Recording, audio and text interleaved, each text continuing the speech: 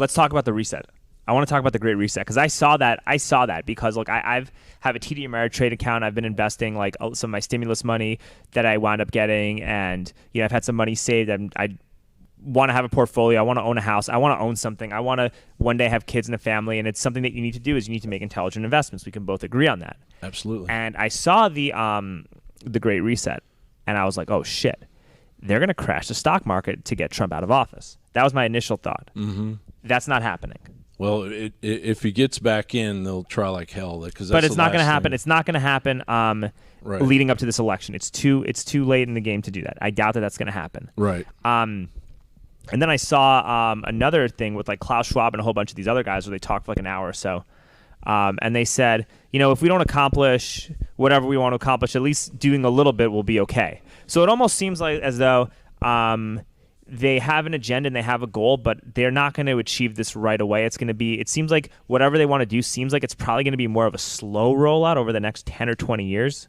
Well, yeah. So that's what I think. So I just want to know, like, what do you see happening within the next couple of years, like from a stock market standpoint, from an economic standpoint, from like if you're a small business owner, what do you see happening just like in calm, rational, like everyman language terms? Well, as far as small business is concerned, to have a small business in this country has been a war for years. But if the TPP is reenacted through Biden, there will be foreign interests up inside you thought it was hard now. It'll be far more difficult to have a small business in America. But the stock market itself, the reset through digital currency is where they're going.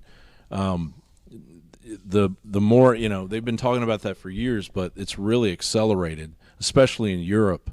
And now the Federal Reserve is talking about it. That you go to a small business and you'll see a sign on the wall that says, "Sorry, there's a coin shortage." Yeah, there's a coin shortage, no cash. Right, no cash. I mean, if anything, I think that Square and PayPal are good companies to start investing in. Not right now. I think they're going to have a dip, but I think that like after November, you'll get a clear picture as to what the buying point for like those types of companies are going to be. Yeah. And I think Bitcoin, I bought a lot of Bitcoin. Well, not a lot, but I probably have like maybe 3/4 of a Bitcoin or something like that, and like $800 a Ripple from like now it's probably like 1,000, right? But like I bought like $800 worth of Ripple, and I'm thinking like when did you buy? Like in April. Oh, okay. Yeah, because it was nothing. It was like 20. I bought it when it was like maybe like 19, 18, between 17 and 20 cents a coin is when I was buying it. Now it's like 24, 25 cents. Right.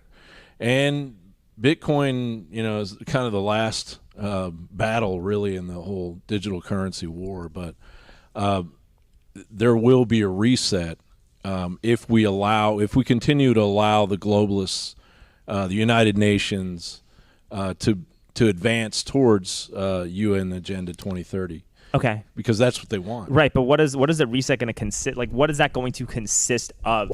Will the market crash? Like, how will that reset be implemented? Like, what do they do? Like, what does that mean? It's going to diminish your ability because they already want to tax all the billionaires, which to a certain extent makes sense. That's something we need to talk about. Yeah, sure. I think it makes sense. There are things that we need to sit at the table and talk about. Yeah, but if you let them take an inch, they'll take a mile, and they want the mile. It's already written down. It's already pre-planned. They want to control your bank account. They want a social credit score like they already have in China. I know this. I don't think we're going to get social credit score in the U.S., but we'll get something very similar to it. I mean, we just found out. Well, they're doing it through Yelp, and they're doing it through Yelp is the social credit score because my friend has a carpet cleaning business, and he got a 1-star review because he was trying to talk to somebody while he was not wearing a mask to hand his flyer out. So that's how they're going to start doing it. And then like they could just accuse you of like racism or something like that, and then your business gets canceled, and all the big box chains and the big stores wind up usurping all the small businesses. And that's the social justice is going to be used to destroy small businesses and just create corporatism. If we're not aware of that, does that make sense?